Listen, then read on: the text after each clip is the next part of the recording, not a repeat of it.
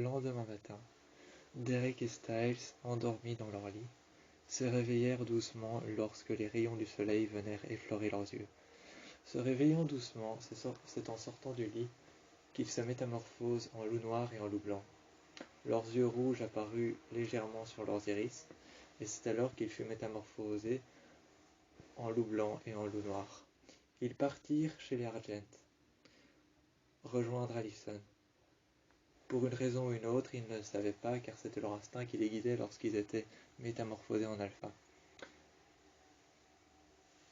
Le jeune loup qu'ils avaient adopté la dernière fois les suivit. Le jeune loup les suivit et les regardèrent avec admiration.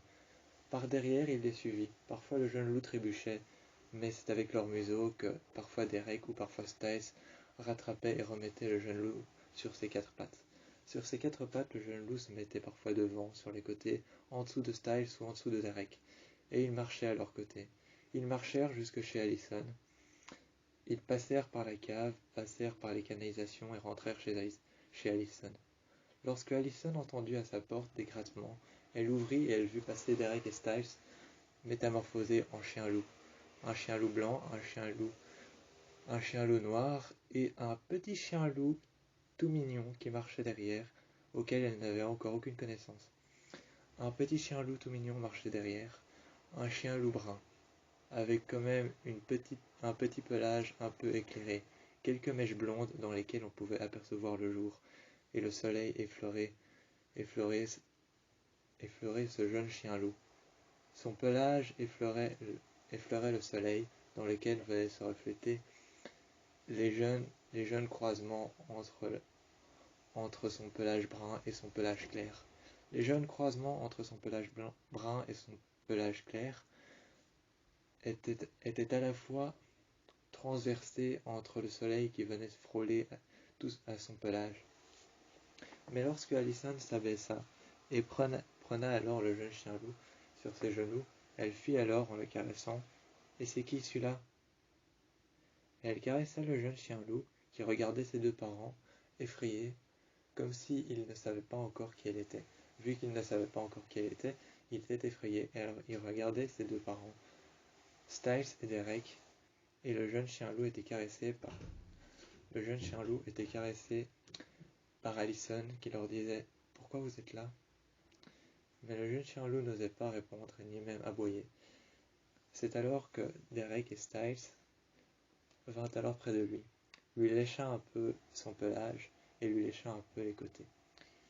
Ils lui léchèrent son pelage, ce qui remettait alors son pelage qui était tout ébouriffé dans le sens du poil, lui disant qu'il n'avait rien à craindre et qu'il était rassuré dans les bras d'Allison. Allison dit alors à Derek et à Styles en les regardant dans leurs yeux rouges « Vous êtes là pourquoi ?» Styles et Derek se remétamorphosa en eux-mêmes métamorphosés avec le jeune chien-loup dans les bras d'Allison. Elle dit alors « Vous êtes là pourquoi ?» Et Derek dit « On a trouvé une louve blanche au pelage soyeux et blanc, éventrée dans la cour près d'une béton. Il y avait du sang sec par terre et on ne sait toujours pas qui a fait ça. Tu saurais nous dire qui a fait ça ?» Mais j'ai vu cette jeune louve. Elle était venue par ici juste avant qu'elle parte. Elle était venue par ici. Je sais pas ce qu'elle voulait, mais elle était venue près de moi. J'ai senti qu'il y avait quelque chose en elle. J'ai senti qu'elle avait des enfants qui allaient bientôt arriver. Alors je lui ai pas fait de mal. Je suis reparti dans la grange dans laquelle on cache les arbres, parce qu'on a des appâts pour les loups. Alors je lui ai donné un bout de viande et je suis reparti et elle est partie avec. Je supposais en même temps qu'elle avait des enfants dans son ventre, car elle paraissait plutôt grosse et massive. Elle paraissait assez massive et assez grosse, j'ai supposé qu'elle était enceinte, c'est pour ça que je ne lui ai pas fait de mal. D'ailleurs, en aucun cas je ne lui aurais fait de mal. J'ai donc supposé qu'elle était enceinte, je vais laisser repartir avec un bout de viande auquel elle pourrait nourrir peut-être ses petits. Styles et Derek regardèrent alors Allison et leur dit « T'es sûr que tu lui as rien fait ?» ?»« Mais non, j'ai rien fait, je lui ai donné un bout de viande et elle est repartie nourrir ses petits, je l'ai vu trottiner et partir en marchant. Et puis après, elle m'a regardé, elle tournait la tête, et puis elle m'a fait un signe, elle a baissé l'oreille, et puis elle est partie en courant avec le steak en main. Je lui ai juste offert de quoi nourrir ces jeunes petits. Styles s'est alors métamorphosé en chien-loup, met alors sa tête sur le genou, met alors sa tête sur le genou de Allison, et puis Allison se met à caresser Styles, son pelage blanc. Et lui dit alors, Allison dit alors à Styles en le caressant, son pelage tout ébouriffé, le remettant dans le sens du poil, elle caressait le pelage blanc de Styles. Le regardant dans ses yeux rouges, elle lui dit « Pourquoi tu fais ça ?» Styles se remétamorphosa en humain et dit alors à Allison « Le jeune loup que t'as en main, que tu caresses depuis tout à l'heure, c'est son jeune petit, c'est le seul qui a survécu. » Allison, étonnée et perturbée, prit le jeune loup en main, le regarda dans les yeux, ce jeune loup aux yeux dorés et au pelage brun et soyant qui réfléchissait à travers la lumière du soleil. Elle prit le jeune loup et le regarda. Elle commença alors à s'effondrer en larmes, prenant le loup dans ses bras, mettant sa tête contre son épaule. Effondrée en larmes, elle fait « C'est le seul qui a survécu, et vous l'avez sauvé, vous l'avez pris sous votre aile. » Styles, alors métamorphosé en loup, met alors à nouveau sa tête et son museau met alors son museau sur la jambe de Allison. Mettant son museau sur la jambe de Allison, il dit « Oui, on l'a sauvé, on l'a pris sous notre aile, on avait que ça à faire. » Allison caressa et ébouriffa un peu Styles et ne disait plus rien. Ne savant plus quoi dire, elle ne disait plus rien, elle ébouriffa un petit peu Styles. Derek, qui s'était mis sur son autre jambe, le museau assis sur sa cuisse. Elle ébouriffa un peu les deux chiens. Styles et Derek regardèrent alors Allison se métamorphosèrent devant elle et fit alors « Qu'est-ce qu'on va faire, nous? Qu'est-ce qu'on va faire ?» Allison prit alors le jeune chiot, le metta par terre, juste devant Styles et Derek, qui étaient métamorphosés en chien-loup. Assis par terre, Derek et Styles en un chien-loup blanc et un chien-loup noir, les yeux rouges, mis en position de garde, assis. Allison prit le jeune loup, le mit devant eux deux, et dit « La seule chose que vous avez à faire, c'est le protéger. Vous devez le protéger ou vous devez venger sa mère. » Le soir suivant, le soir venu, les deux jeunes chiens laissèrent le chien-loup, le jeune chien loup brun, ils le laissèrent chez eux. Mise sous un tas de couettes, sur le lit de Derek et Styles, mise sur un tas de couettes et de coussins, afin d'être bien en sécurité, le jeune chien-loup se fit une place en tapotant des pattes et se mit alors couché sur le lit. Ne bougeant plus, il regarda ses parents, pencha la tête sur le côté et l'oreille se plia et se remetta vers le bas. D'un air triste et apeuré, il se metta dans un coin, couché sur le lit, sous un tas de couettes et de coussins, de manière à ce qu'il soit bien en sécurité. Les deux jeunes chiens loups, Derek et Styles, un chien blanc et un chien noir, avec leurs yeux rouges, remettaient bien avec leurs truffes et avec leurs museaux, remettaient bien les draps, les coussins, les couettes et toutes les couvertures qu'il y avait autour du jeune chien. Lorsque le jeune chien était bien en sécurité, ils étaient partis chez les Argent. Rejoignant les Argent, rejoignant Allison qui avait dégainé son arc, mis une flèche à son arc, une flèche en argent, soi-disant pour tuer les loups, une flèche en argent qu'elle avait dégainée et armée à son arc. Elle était armée aux côtés de Styles et Derek qui étaient transformés et métamorphosés en chiens-loups, blancs et noirs, avec leurs yeux rouges qui réfléchissaient à travers l'obscurité. Ils étaient arrivés dans la chambre de Richard, le grand-père de Allison, et d'un seul coup, Derek se métamorphosa en un chien-loup, pour entrer subtilement à l'intérieur. Une fois à l'intérieur, derrière le fauteuil, il se métamorphosa en lui-même. Une fois Derek derrière Gérard, il se mettait sur le côté et embrocha une lame que Allison lui avait donnée sur le cou, sur le point de tuer Richard, il embrocha la lame que Allison lui avait donnée. Et c'est sur le coup qu'en dessous du cou de Richard, il metta cette lame. Il metta cette lame et le regarda dans les yeux avec ses yeux rouges, ses yeux d'alpha, non métamorphosés en loup noir. Ses yeux d'alpha seulement métamorphosés. Son pelage mort avait disparu. Il était à nouveau Derek, en colère, néfaste par rapport à cette personne qu'il avait rencontrée. Il lui mit la lame sous le cou, prit la lame sur le cou, embrocha Gérard et le menaça de libérer tous les loups qu'il avait pu tuer. Menaçant de libérer tous les loups qu'il avait pu tuer, Richard fit alors « Et pour quelle raison est-ce que je... » Richard répondit alors « Et pour quelle raison est-ce que je répandrai les âmes de loups qui n'ont fait que me menacer jusqu'à présent ?» Styles vient à se transformer sur le côté, prit une lame qu'il embrocha par la main d'Allison. Met alors cette lame en dessous du cou de Gérard. Deux lames se trouvaient en dessous du cou de Gérard, une tenue par Derek et une tenue par Styles. Ces deux lames étaient sur le point de lui transpercer la gorge. Styles et Derek, plus qu'énervés, avec leurs yeux métamorphosés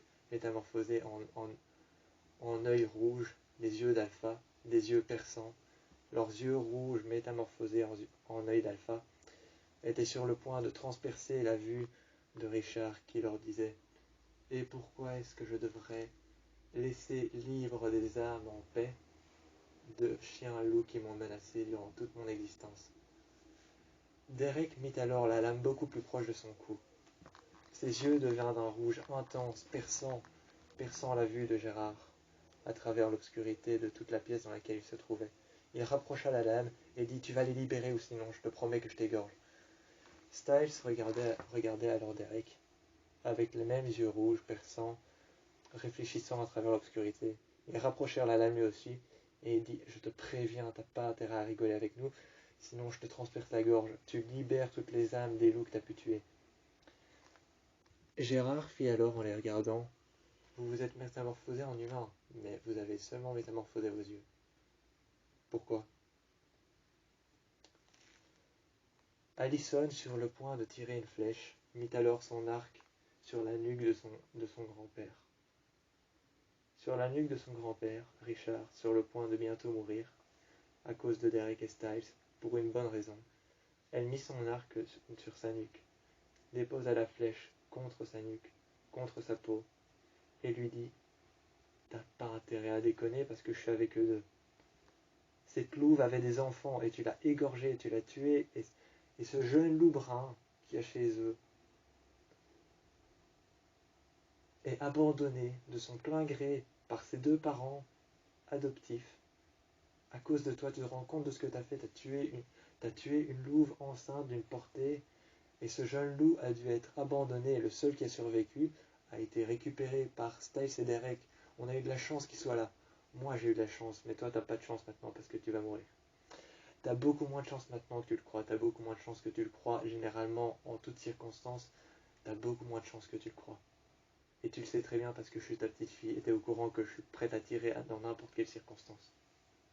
Lorsque Allison retira son arc, Derek et Styles sur le point de l'égorger avec les deux lames en dessous de la nuque et sur le cou.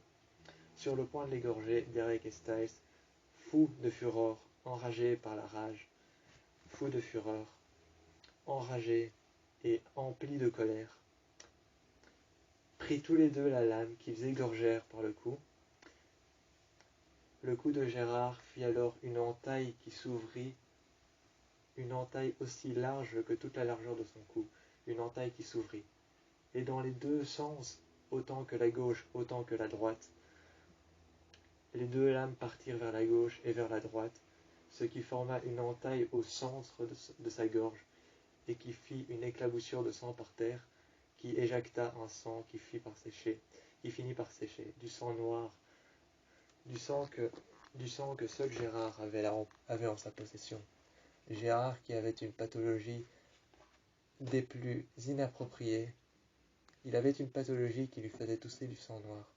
Seul Gérard avait pour précisément 3 jours qui lui restaient à vivre. Cette pathologie lui avait précisément laissé 3 jours à vivre. Précisément, Gérard ne comptait que cette pathologie en sa famille, et lorsque Styles et Derek l'ont égorgé, du sang noir a giclé partout, séchant sur le sol et éclaboussant les murs. Gérard s'était retrouvé avec une entaille en arrière, recouvrant l'entièreté de la superficie de sa gorge. Il était mort, mort de rage et de fureur par toute la furie qui traversait Styles et Derek, pour avoir abandonné de leur plein gré le jeune loup qu'ils avaient récupéré à cause de la louve qui est morte par les propres mains de Gérard. Le grand-père de Allison était maintenant morte. Allison n'en retirait aucun regret. D'ailleurs, lorsque Styles et Derek se sont métamorphosés en chiens loup noir et blanc aux yeux perçants, rouges, lorsqu'ils sont partis, Allison a fini par regarder son grand-père. Elle n'a dit qu'un seul mot. Elle l'a regardé, tournant la tête, chargeant son arc, dégainant la flèche, lâchant la flèche à toute allure qui transperçait sa nuque. Le seul mot qu'elle ait sorti, c'est adieu. Pour avoir tué cette louve, fait en sorte que 2 personnes formidables se transformèrent en loups pour partir dans la forêt, recueillir le seul loup de la portée qui a pu survivre et qui a dû être abandonné de son plein gré par ses 2 pères adoptifs.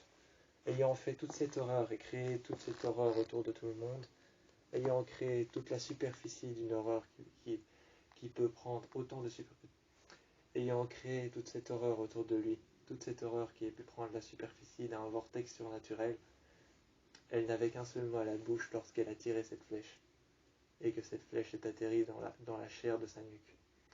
Lorsque cette flèche avait atterri dans la chair de sa nuque et transpercé les os jusqu'à la moelle épinière, elle n'a dit qu'un seul mot, adieu, et je vengerai cette loup pour toi. Je vengerai cette loup pour toi, je vengerai cette loup pour moi, car tu n'avais pas à la tuer. La seule chose qu'Allison a dit, c'est adieu, je vengerai cette louve. Je la vengerai pour toi, je la vengerai pour moi, je la vengerai pour mon père, pour ma mère, et pour tous ceux qui ont connu cette louve. Pour tous ceux qui l'ont croisée, je la vengerai. Lorsque le sang était en train de couler par terre, de sécher sur le sol et de s'élargir, lorsque la superficie de tout le sol était recouverte de sang noir, Allison a dit, je te vengerai, mais pas pour ce que tu crois. Je ne te vengerai pas parce que tu es le meilleur tueur de loups. Je te vengerai parce que tu n'es qu'un assassin, un lâche et un traître. Lui disant adieu, tirant une nouvelle flèche dans son cou, elle dit, je vengerai cette louve, et pas pour toi. Les deux loups alpha, Derek et Styles, courèrent à travers la forêt, à travers la sombre forêt, recouverts d'une superficie de plein d'arbres qui s'entrecroisaient, réfléchissant à travers la lumière, les feuillages des arbres réfléchissant à travers la lumière. Les 2 alphas blancs et noirs, aux yeux rouges perçants à travers l'obscurité, couraient à travers la forêt, récupérer leur jeune loup qui leur attendait chez eux, dans le loft sur le lit. Lorsqu'ils sont arrivés au loft, le jeune loup était en train de dormir. Mais un rayon de la lune qui faisait pratiquement la même lumière que un rayon de soleil le matin, était en train de réfléchir sur son pelage blanc, aux mèches soigneusement voilées par le soleil noir comme l'appelait Derek, cette lune réfléchissante qui apparaissait le soir. Le soleil noir qui réfléchissait d'une lueur blanche sur le pelage du jeune loup brun, avec cette petite mèche claire sur lequel il était en train de dormir. Ce pelage soigneusement refait par Derek et Styles, lorsqu'ils ont pris soin de ce loup, ce pelage était tout ébouriffé. Ce pelage soigneusement refait par eux deux, lorsqu'ils ont pris soin de ce loup, eh bien, il était réfléchissant par rapport à la lumière du soleil noir de la lune qui réfléchissait sur son pelage. Il était en train de dormir paisiblement lorsqu'ils sont arrivés. Lorsqu'ils sont arrivés, ils avaient vengé la louve. Allison avait vengé la louve, ils avaient fait équipe à 3, et Richard était mort. Et la seule chose qu'ils ont dite le lendemain matin, lorsque le jeune loup s'était réveillé et qu'il regardait ses parents en train de dormir, Styles et Derek, métamorphosés en humains, se sont mis en face du jeune loup dans lequel réfléchissait la lumière du soleil, à travers son pelage qui était clair-obscur, alors que les deux paires de ce chien-loup, au pelage brun et aux mèches dorées, se penchèrent vers lui, les mains sur les cuisses. Ils le regardèrent. Attentivement, ils regardèrent leur enfant. Leur enfant qui leur regardait avec tant d'admiration n'attendait qu'une réponse ou une question. Leur enfant qui les regardait tous les deux avec tant d'admiration n'attendait qu'une réponse et une question. Assis, par terre, le chien-loup, noir, Derek, regarda alors le chien-loup, blanc, Styles. Styles et Derek, tous les deux métamorphosés en chien-loup, pour ne pas faire peur ou ni même effrayer le jeune loup, car il ne savait pas encore, il était inoffensif, il ne savait pas encore qu'il pouvait se métamorphoser en humain. Donc Styles et Derek se sont métamorphosés en chien-loup blanc et noir, pour ne pas lui faire peur. Ils se sont regardés un instant, les yeux dans les yeux, leurs yeux rouges d'alpha, qui brillaient avec la lumière du soleil. Et ils se sont regardés un instant, ils se sont tournés vers le chien-loup, ce chien-loup au pelage brun, avec ses mèches dorées, et ils l'ont regardé et lui ont dit « On a vengé ta mère, c'est bon, t'as plus rien à craindre. » Les deux personnes à qui tu peux faire confiance sont moi et Styles. Tu ne peux faire confiance que en nous deux. Le jeune chien-loup les regarda de haut, leur leva la tête, et avec ses yeux dorés réfléchissants, il regarda le chien-loup noir et le chien-loup blanc, Styles et Derek. Ils le regardèrent tous les deux avec ses yeux dorés réfléchissant dans la lumière, et ils le regardèrent et hocha la tête de haut en bas. Il repartit sur le lit, se coucha, tapotant des pieds, et se fit une place dans le lit. Tous les trois se couchèrent les uns à côté des autres.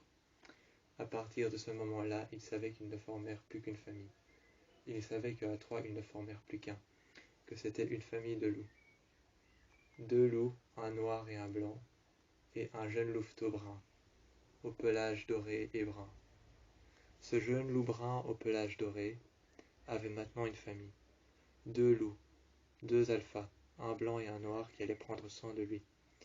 Personne ne se mettra en travers du chemin de cette famille. Cette famille est réunie, mais pour autant réunie, mais pour autant que cette famille soit réunie, ils ne savaient pas encore ce que demain ou ce que le futur leur réservait. Cette famille de loups était donc réservée à eux-mêmes, mais ne pouvait faire confiance qu'en eux-mêmes. Cette famille de loups était réservée à eux-mêmes et ne savait faire confiance qu'en eux-mêmes. Ils avaient certains copains, certaines connaissances, certaines personnes à qui ils pouvaient faire confiance, mais cette fois-ci, ils savaient que les personnes en qui ils pouvaient faire confiance n'étaient que eux trois. Cette jeune famille de loups qui vivait dans le loft de Derek. Derek, Styles et ce jeune loup qui n'avait pas encore dévoilé son nom, ni même son apparence humaine.